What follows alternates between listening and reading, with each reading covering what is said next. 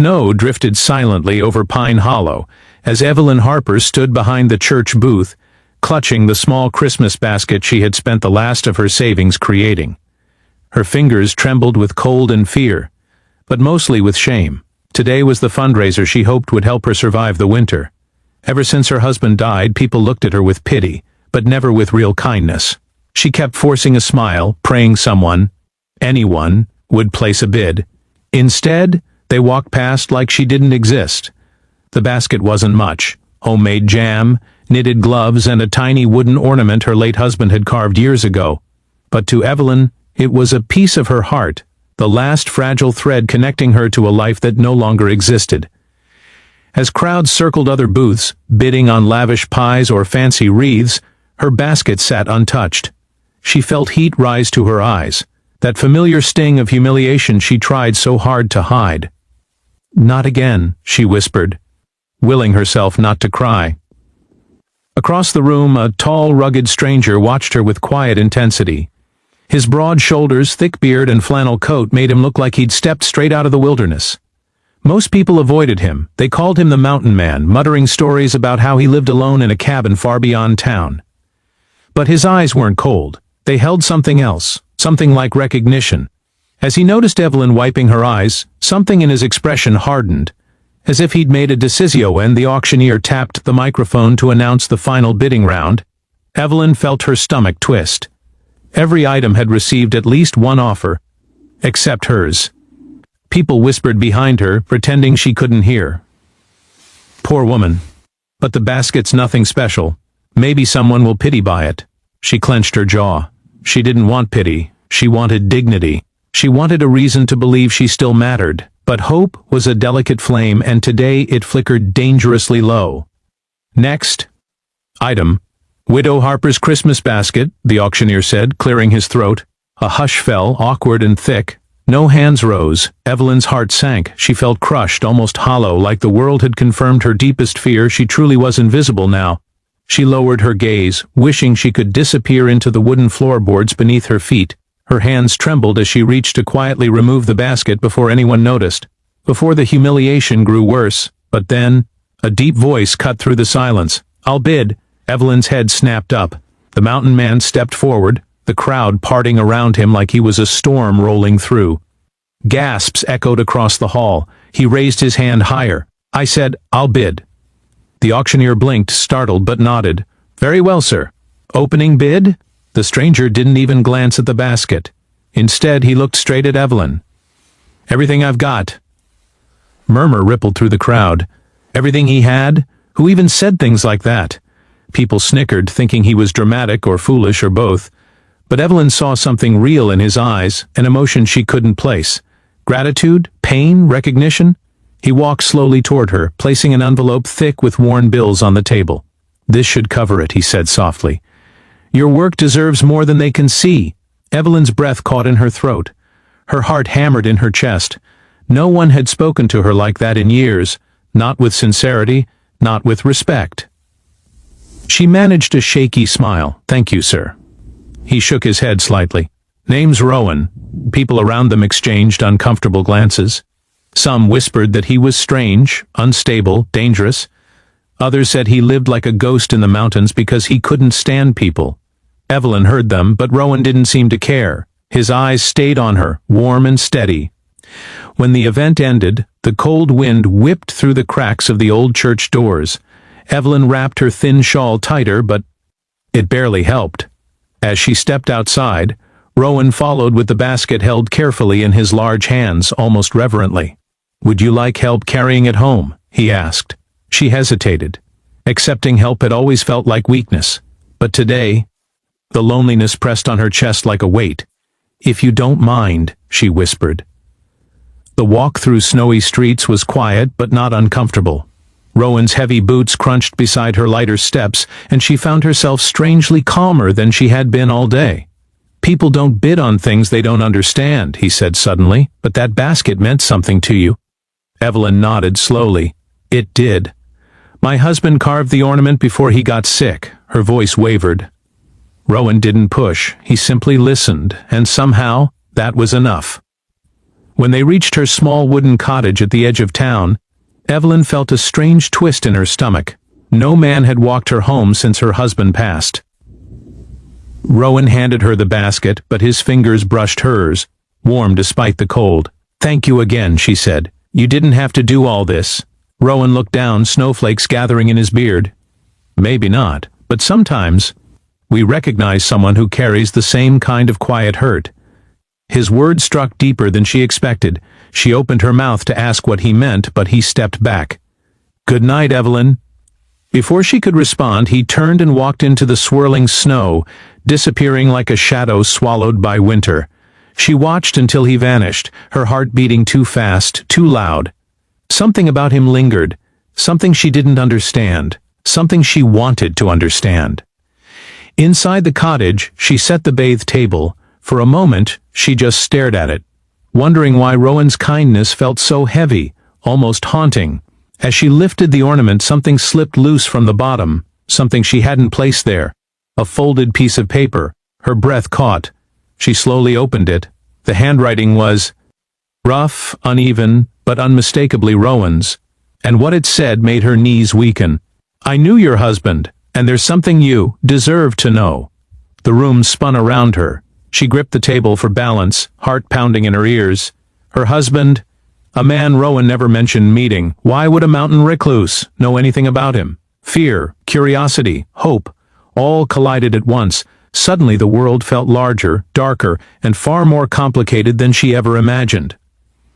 Evelyn reread the note, her breath shaking as fear and confusion tangled inside her. How could Rowan have known her husband when he lived deep in the mountains, far from town? She sank into a chair, clutching the small wooden ornament as if it might somehow answer the questions clawing at her mind. Memories of her husband's final months flooded back, the way he grew distant, the nights he slipped outside for hours, the secrets he refused to share. She always thought it was the illness, but now doubt crept in like a cold draft.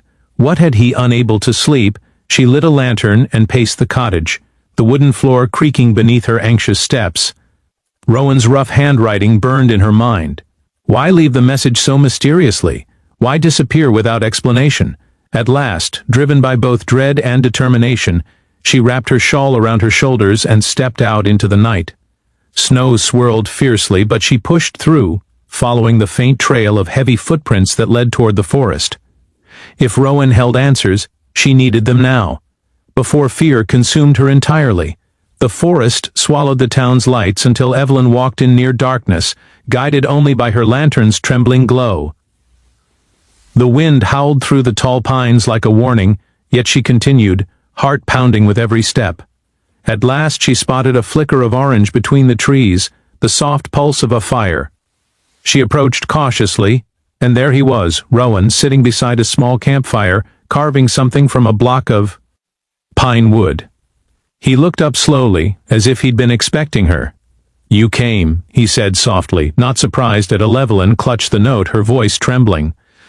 "You said you knew my husband. What did you mean?"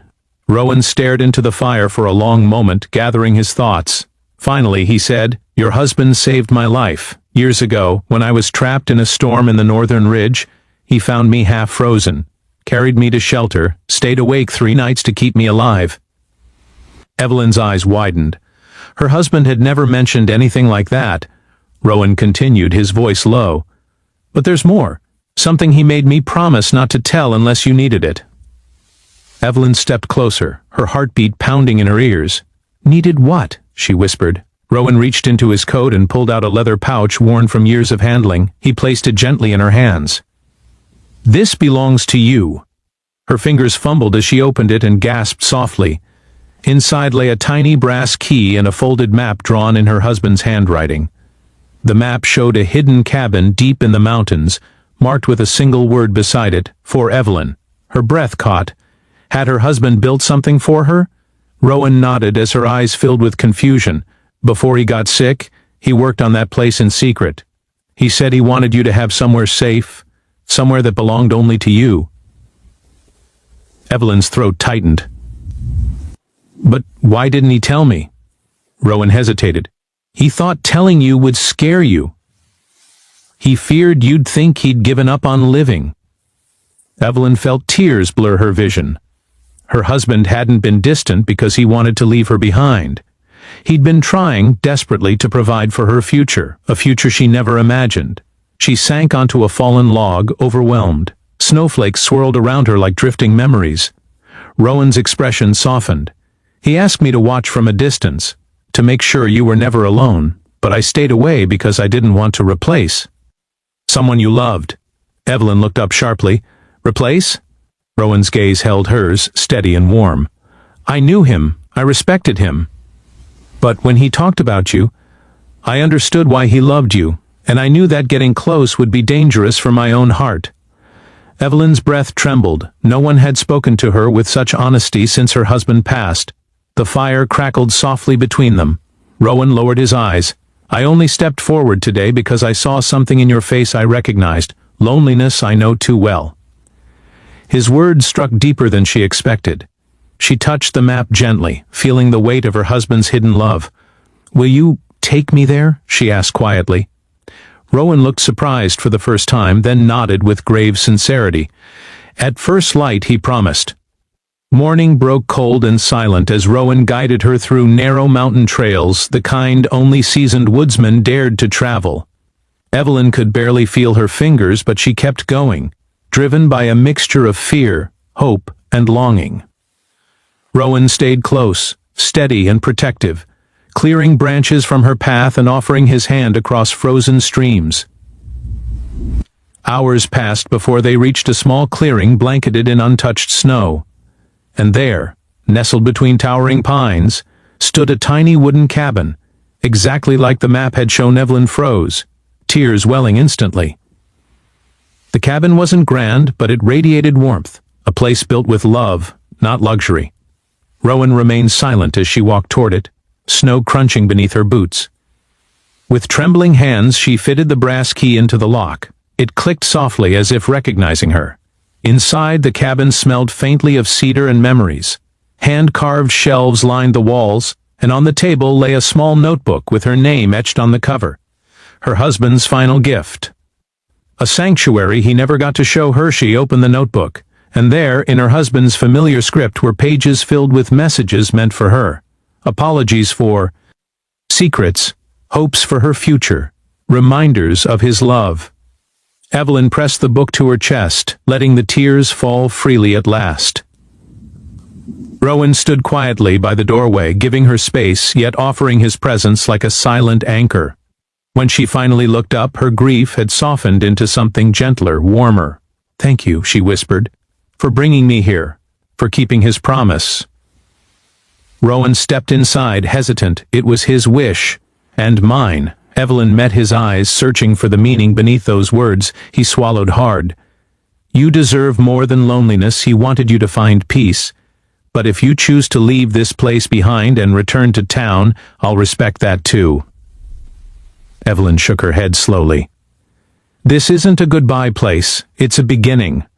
Rowan's breath caught, hope flickering across his rugged face like the first spark of fire in winter.